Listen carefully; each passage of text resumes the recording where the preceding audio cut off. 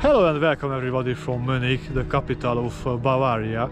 Now we'll visit a very beautiful Baroque palace, which is the Nymphenburg Palace. It was the summer residence of the rulers of Bavaria from the dynasty of Wittelsbach during centuries. It was constructed in 1664 based on the plans of the Italian architect Agostino Barelli, and it was ordered by the elector couple Ferdinand Maria and Henrietta Adelaide. The occasion was the birth of their son Maximilian. Well, who are these electors actually? In German it is called Kurfürst. They were members of an electoral college who were electing the Holy Roman Emperor. Some travel advice how you can get here easily. You can take the tram number 17 from the main station of Munich, which is called in German Hauptbahnhof, or also very close to the city center from the station Karlsplatz Stachus, so it's actually very easy to reach it.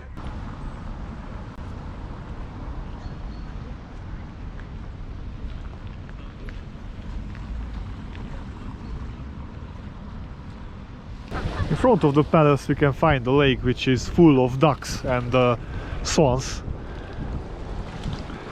and they are not shy at all. As you can see, I'm just walking next to them. They are very cute.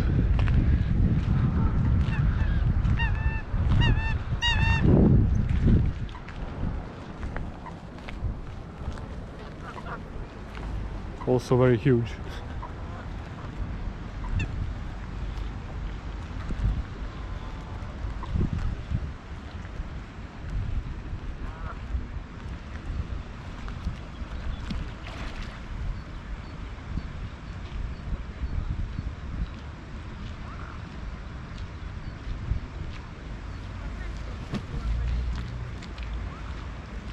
Wow, really pretty.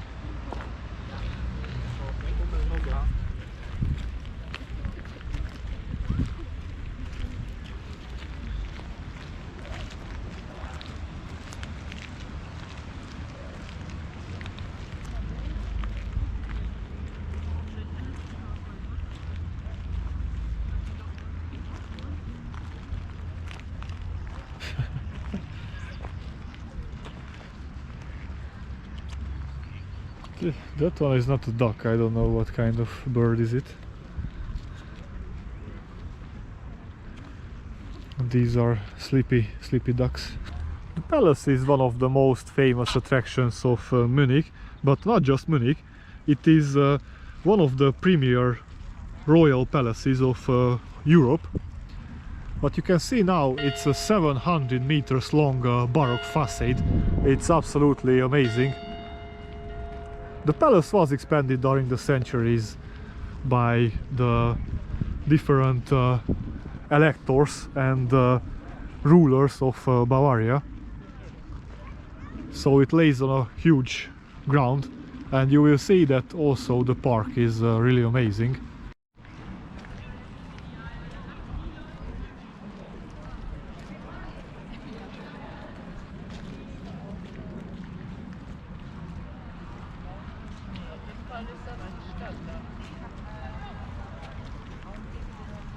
As I mentioned before, the palace served mainly as a summer residence, but the Holy Roman Emperor Charles VII lived here and died here in 1745. An interesting fact about the palace is that even though it is open for the public and it serves as a museum, it continues to be the home and the chancery of the current head of the family of Wittelsbach, currently the Duke of Bavaria, Franz. There are also other notable persons connected to the palace. King Maximilian Joseph I died here in 1825, and King Ludwig II born here in 1845. So let's go inside and discover the palace. It will be like a time travel because the rooms are preserved intact, and well, they were then refurbished and renovated to preserve the original feeling of them, and they are decorated in Baroque Rococo and the neoclassicist style, so it will be very, very beautiful. Well, they made me very angry. I had a mask. Actually, there is no mandatory mask already inside of the buildings, and also in supermarkets you are not obliged to wear a mask, but well, they didn't let me inside without FFP2 mask, so it was really crazy. I had a mask, I had a normal mask, this surgery mask, or how you call it, I don't know, that simple one, and they didn't let me inside, even though I paid for a ticket and I had the ticket already. So yeah, it was really crazy. So now I'm looking, searching for FFP2 mask to buy it, because I don't want to lose my ticket and I also want to go inside. So yeah, it's really crazy.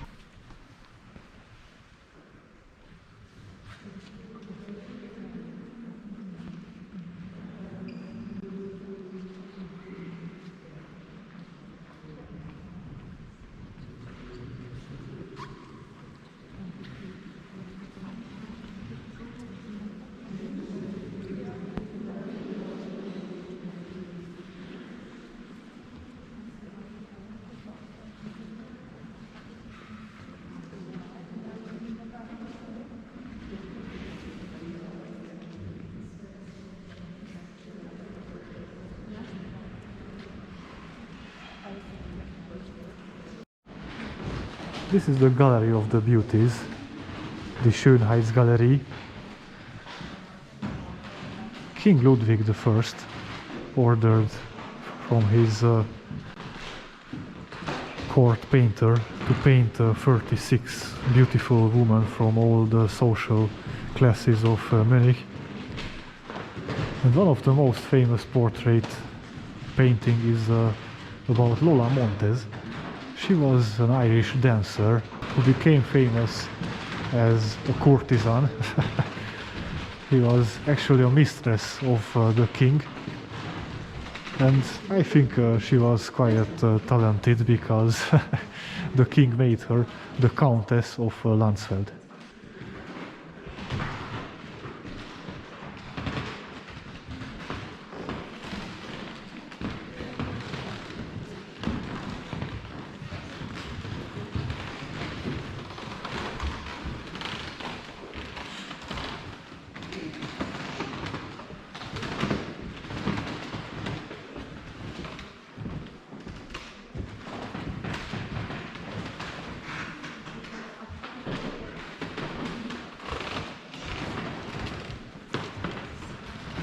And there's also a famous painting of the shoemaker's daughter.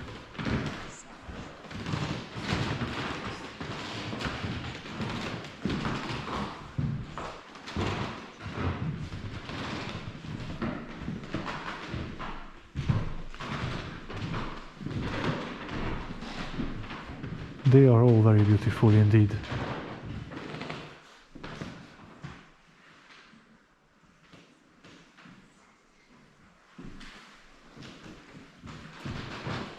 And if you check the portrait of the Bavarian King Ludwig, you can also imagine that he looks like a kinky person who really has a lot of lovers and mistresses.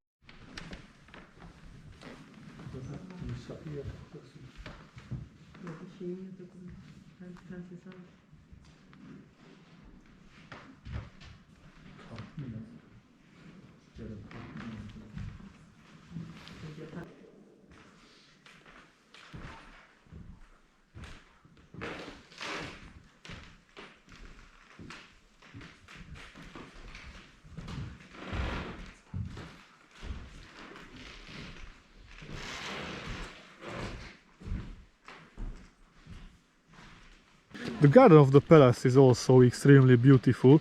It was established in 1671 in Italian style, and then it was enlarged and rearranged in French style by Dominique Girard, and was finally redone in the English manner during the early 19th century by Friedrich Ludwig von Sckell on behalf of the Prince Elector Charles Theodore.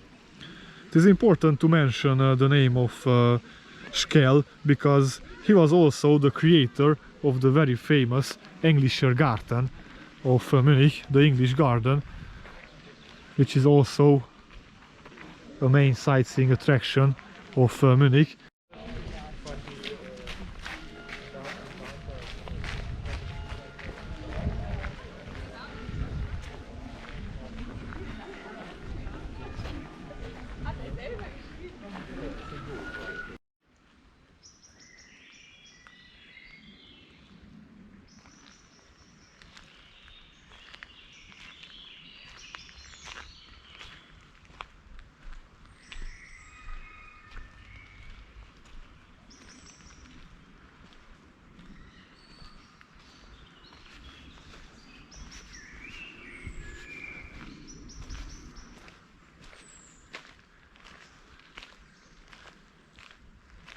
You must pay an extra fee to enter the Marstallmuseum, the car museum, but it's really worth.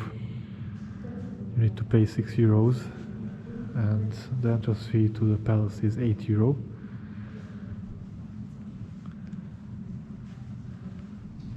These are really authentic, so I really recommend to visit also this one.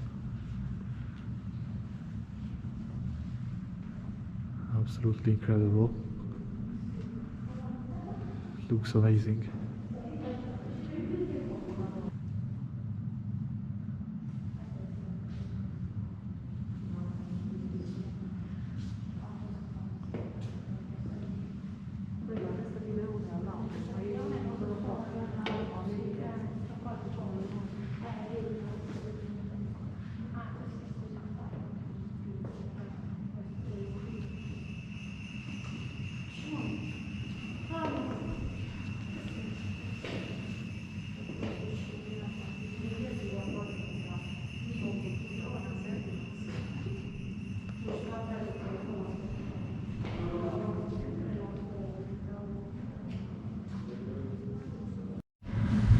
And here we can see Baroque carousel sleighs,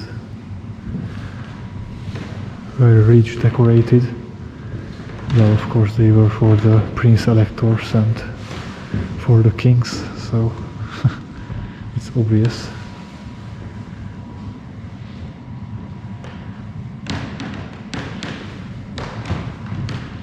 Absolutely amazing.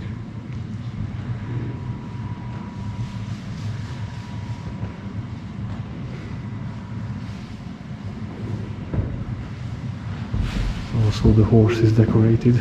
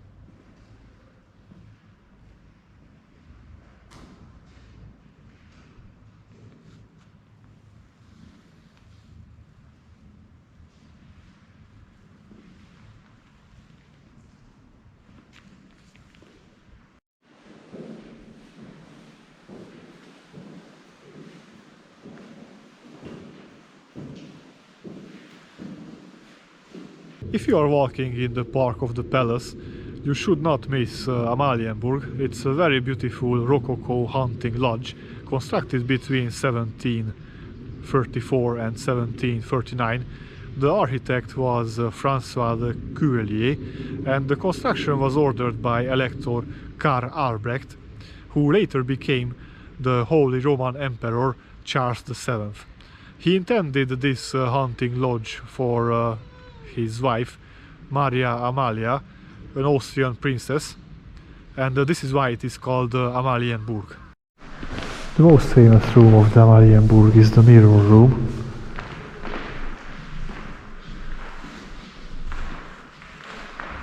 It has a very interesting vibe.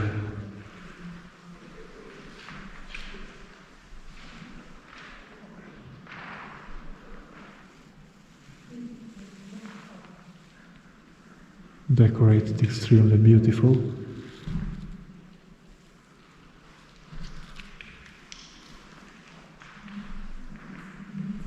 There are so many mirrors on each wall.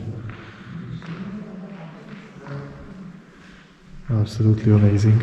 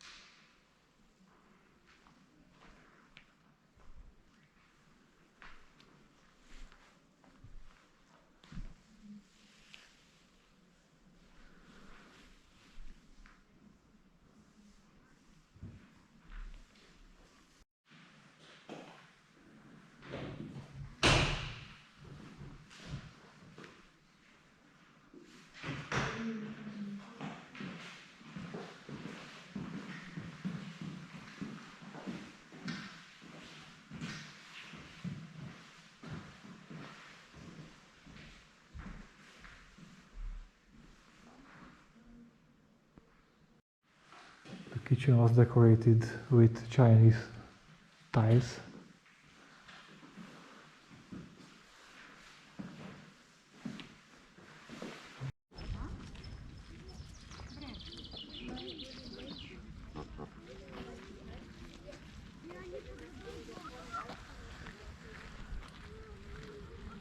Behind me you can see the Badenburg, which is a Baroque pavilion designed by Joseph I. It was constructed between 1719 and 1721, and it is famous because it was the first building in Europe which was designated exclusively for taking a bath. And yeah, you can imagine that's a huge bathroom for the Elector Prince.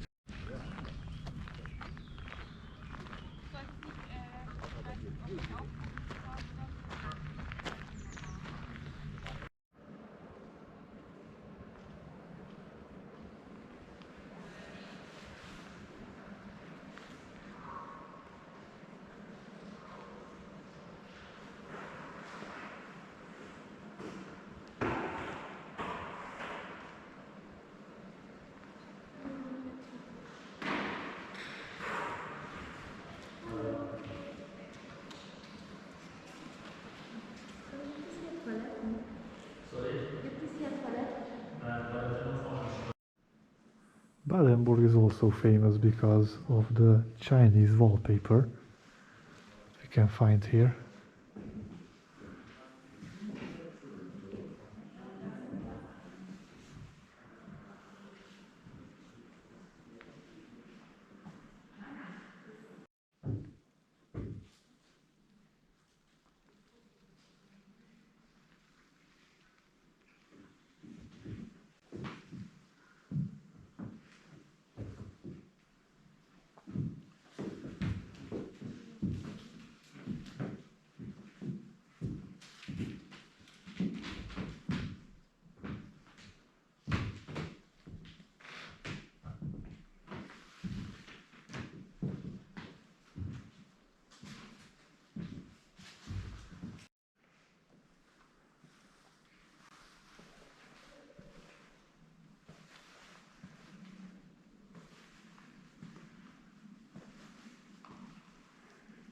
I think it was a quite proper swimming pool for the Elector Prince.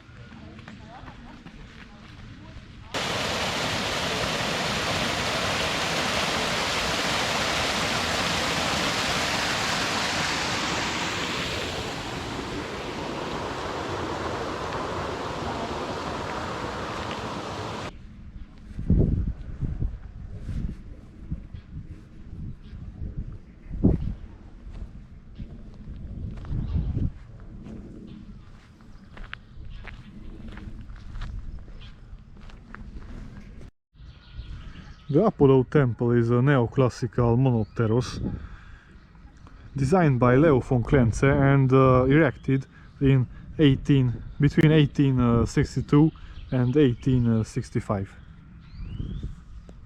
The most famous monopteros is in the Englischer Garten, so it's a common element of decoration used in English style gardens.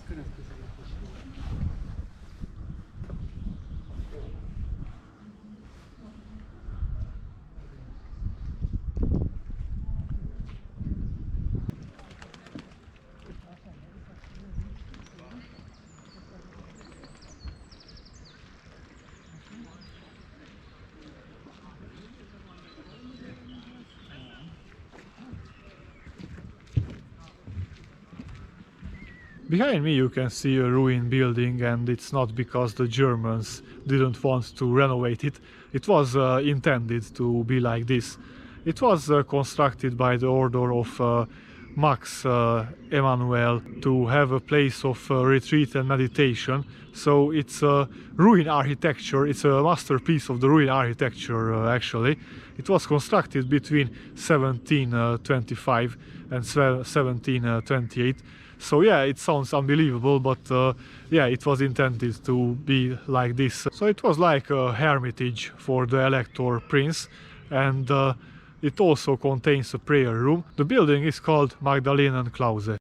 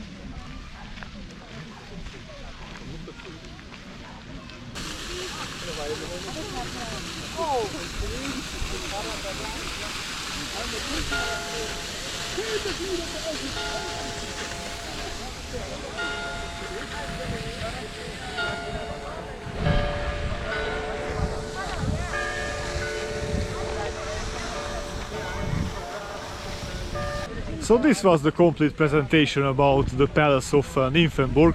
I hope that you enjoyed it, and if that's so, please subscribe to my channel if you didn't do it yet. It's very important to push on the bell icon, because this is how you get notified about the new contents. Have a nice day and goodbye.